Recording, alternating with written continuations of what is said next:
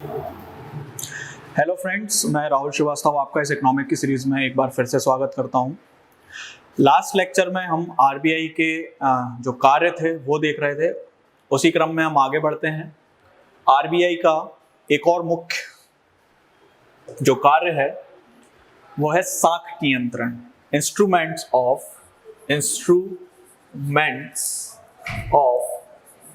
Credit control. Okay, साख नियंत्रण के साधन मतलब क्या है? इसका मतलब समझिए पहले, बाकी की चीजें तो सब बात की हैं। सबसे पहले आप इसका मतलब समझिए कि साख नियंत्रण के साधन क्या है, क्रेडिट को कंट्रोल कैसे किया जाए। क्रेडिट का मतलब क्या है? जो ऋण उपलब्ध कराया जा रहा है, बाजार में जो पैसा जा रहा है, उसको नियंत्रित करने का काम कौन कर रहा है? आरबीआई। अभी हमने लास्ट लेक्चर में ये देखा था कि किस तरीके से महंगाई पर नियंत्रण करती है आरबीआई। तो महंगाई पे जो नियंत्रण कर रही है आरबीआई, उसका मुख्य उद्देश्य क्या है? पैसे के प्रवाह को कंट्रोल करना। ठीक है, पैसे के प्रवाह को कंट्रोल करने का काम कौन कर रहा है? आरबीआई। ठीक है, तो ये पैसे के प्रवाह को कंट्रोल करने का आरबीआई काम करती कैसे है, किस तरीके से ये डिसीजन लेती है, उसके लिए सबसे पहले हम एक चीज में अंतर समझ लेते हैं, और वो है आपकी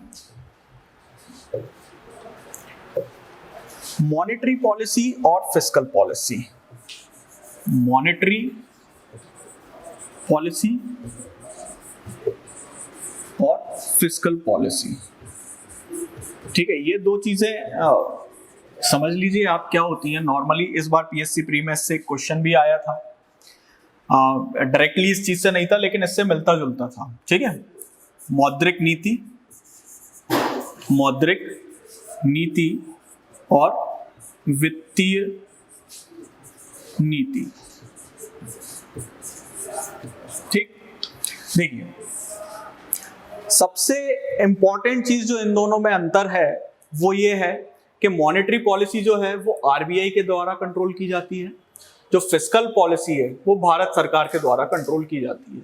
ये तो एक बेसिक इन दोनों के बीच में डिफरेंस है। ठीक है, लेकिन अब इन दोनों पॉलिसीज का काम क्या है, इन दोनों नीतियों का काम एक्चुअली में क्या है? काम ये है कि जो वित्तीय नीति है वो ये बताएगी कि सरकार कैसे पैसा बनाएगी, और सरकार पैसा कैसे बनाएगी?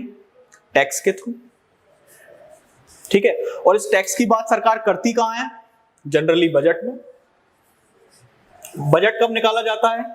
साल में एक बार। मतलब वित्तीय नीति जो है वो लगभग साल में एक ही बार बनाई जाती है, और उसके अनुसार सरकार को पैसा कैसे बनाना है उसके बारे में बात की जाती है। यानी अगर सरकार किसी भी रूप में कहीं से पैसा बना रही है तो वो किसके अंतर्गत आएगा? वित्तीय नीति के अंतर्गत।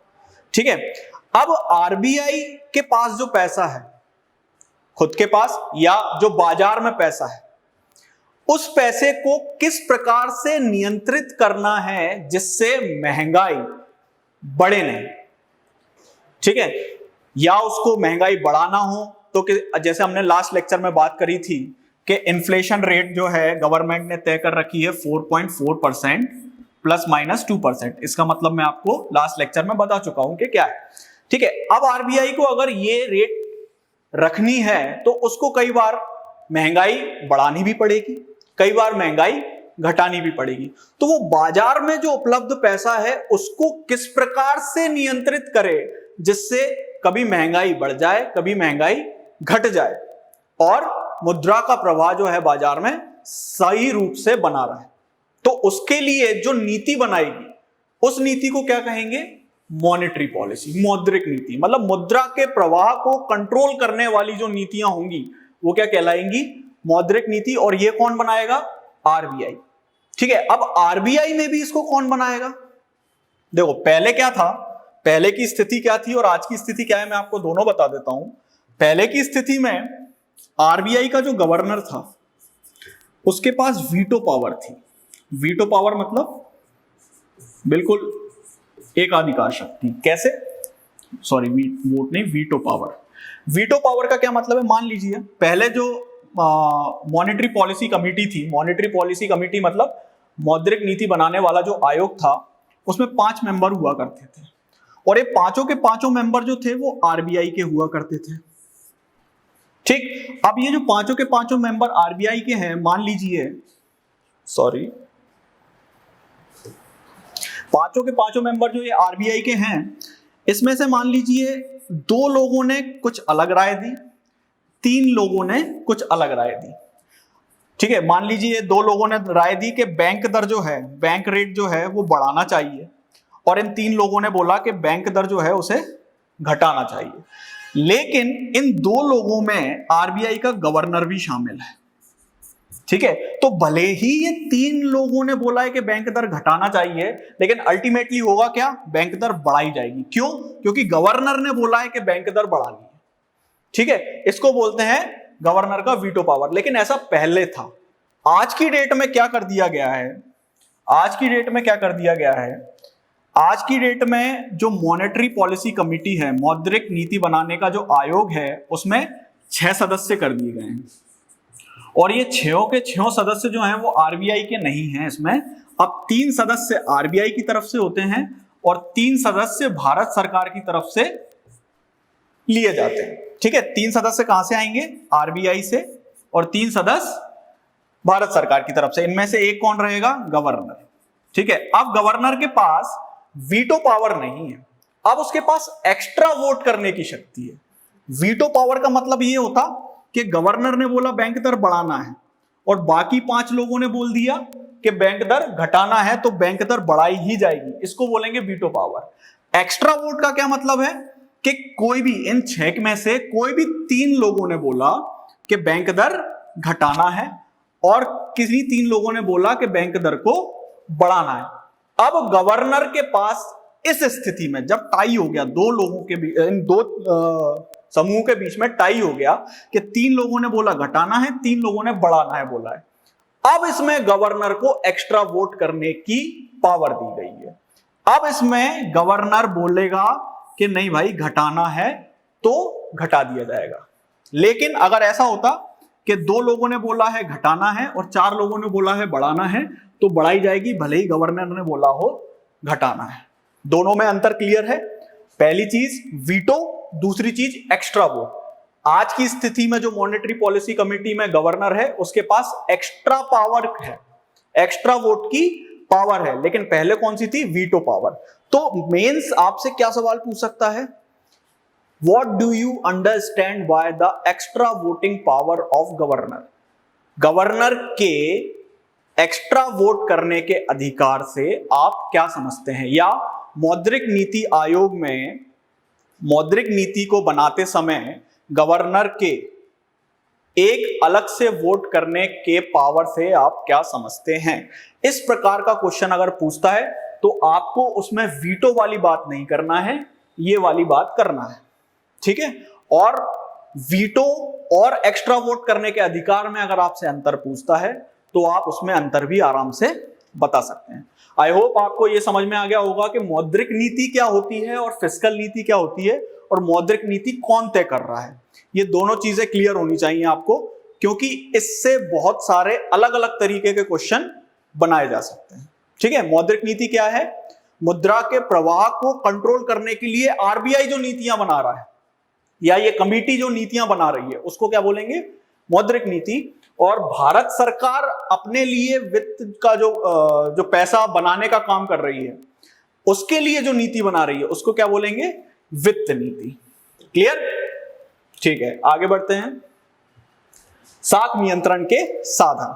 ठीक है, अब जो ऋण दिया जा रहा है उसको कंट्रोल करना, उसको कंट्रोल करने का क्या मतलब है, मतलब बाजार की मुद्रा है, क्योंकि जब बाजार में मुद्रा जाएगी तभी तो उसको ऋण बोलेंगे। मान लीजिए बैंक के पास आप गए और बैंक से आपने बोला कि साहब मुझे 2 व्हीलर खरीदना है, मुझे 2 व्हीलर के लिए लोन लेना है, तो आपको बैंक ने 2 व्हीलर को खरीदने के लिए ऋण दिया। अब 2 व्हीलर को खरीदने के लिए आपने बैंक से ऋण लिया और 2 व्हीलर खरीदना है तो बाजार में आपने जाके पैसा दे दिया, मतलब पैसा कहां गया, बाजार में। अब इसको कंट्रोल कौन करेगा, आरबीआई। उसने हो सकता है बैंक की दर बढ़ा दी, इंटरेस्ट रेट बढ़ा दी, इंटरेस्ट रेट कम कर दी, उससे आप 2 व्हीलर खरीदेंगे कि नहीं खरीदेंगे, इस चीज पे असर पड़ेगा। उसने मान लीजिए इंटरेस्ट रेट बढ़ा दी तो आप नहीं खरीदेंगे, उसने इंटरेस्ट रेट कम कर दी तो हो सकता है आप खरीद लें। तो बाजार में मुद्रा के प्रवाह पर प्रभाव पड़ रहा है इन चीजों से। किस तरीके से ऋण बाजार में प्रभावित होगा, उन सब को कौन कंट्रोल करता है? आरबीआई। इसलिए हम एक तरीके से अगर देखें तो ये बोर्ड पर आपको जितनी भी चीजें दिख रही हैं, चाहे वो बैंक रेट हो, इन सबको हम एक एक करके देखेंगे, लेकिन एक रूप में देखिए इसको कि बैंक रेट है, चाहे सीआरआर है, चाहे एसएलआर है, ओपन मार्केट है, repo, reverse ratio, rationing of credit, regulating consumption, जितनी भी चीजें हैं ये कहीं ना कहीं मॉनेटरी पॉलिसी का हिस्सा है। कहीं ना कहीं क्यों? क्योंकि इनको आरबीआई रेगुलेट कर रहा है, इसलिए कहीं ना कहीं मौद्रिक नीति का हिस्सा है। ठीक है, अब ये जो क्रेडिट कंट्रोल है वो कैसे किया जाता है? ये दो अलग अलग तरीके से किया जा सकता है। एक परिमाणात्मक है, ये परिमाणात्मक नहीं है, परिमाणात्मक है ये, क्वांटिटेटिव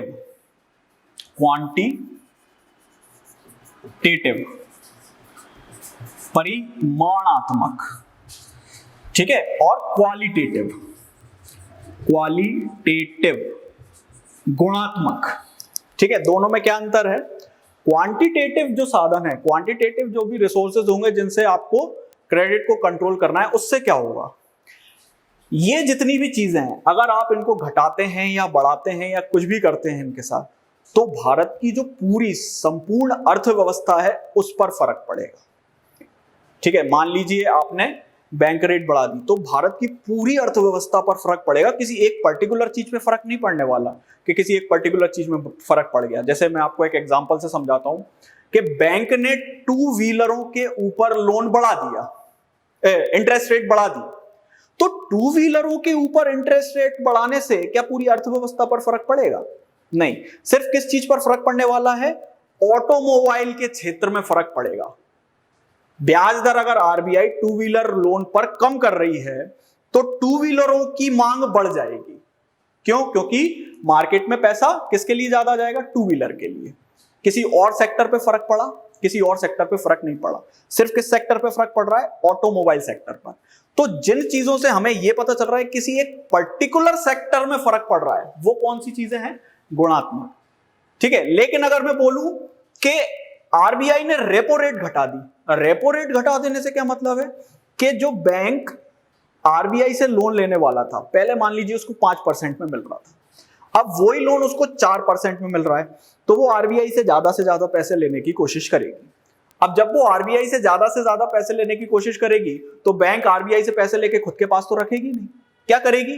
बैंक ने वो पैसा लिया और वो पैसा कहां ट्रांसफर कर दिया? मार्केट में ट्रांसफर कर दिया। अब वो सारा पैसा जब मार्केट में ट्रांसफर हो गया तो वो अलग अलग सेक्टर में चला गया, हमको नहीं पता किस सेक्टर में गया। मान लीजिए कोई इंडस्ट्रियलिस्ट आया, उसने 4 करोड़ का लोन ले लिया, किसान आए उनने अलग लोन ले लिए, कोई और सेक्टर वाला आया उसने अलग लोन ले लिया, लेकिन वो पैसा कौन ने लिया था? बैंक ने लिया था। किससे? आरबीआई से। क्यों लिया था? क्योंकि रेपो रेट आरबीआई ने कम कर दी थी।